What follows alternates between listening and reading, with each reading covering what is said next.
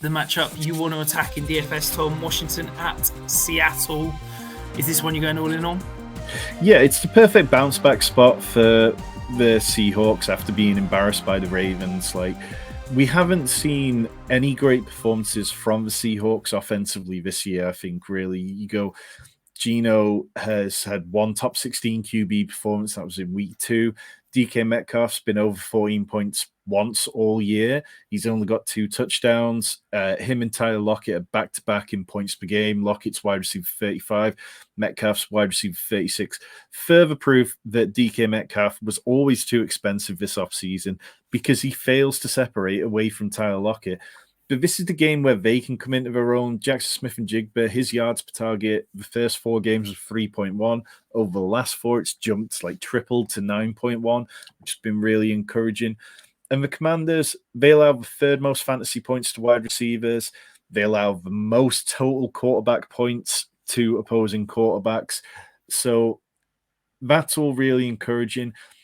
The Commanders play at a very fast pace. They're 3rd in pass rate over expected over the last 4, just behind Kansas City. And that's what Eric Bieniemy's got them doing, playing like they're Kansas City, regardless of what Sam Howell can do. And Sam Howell, for his point, I mean, I'm gonna have to be a believer in Sam Howell now, because all the word out of Washington is that they see him as the future for at least next year.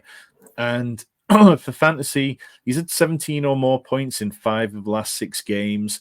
The Seahawks, we know that you can get at their defense. They have some good players, but they got, like I say, thoroughly embarrassed in every facet of the game last week.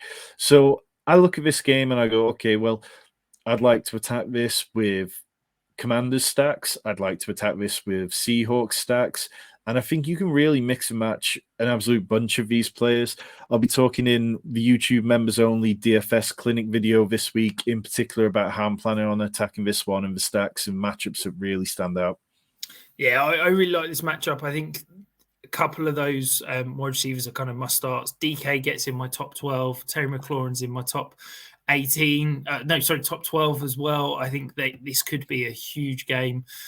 I know you're saying Sam Howell and all the news, and there's been so many reports about him this week, but I still struggle to see a world where a new head coach, a new GM, a new regime commits to Sam Howell long term. Maybe it's as a bridge quarterback, but I'm yet to be convinced. I've been really impressed with him the last few weeks, but I still think I need to see more before I can be convinced that he's the long-term answer in Washington moving forward.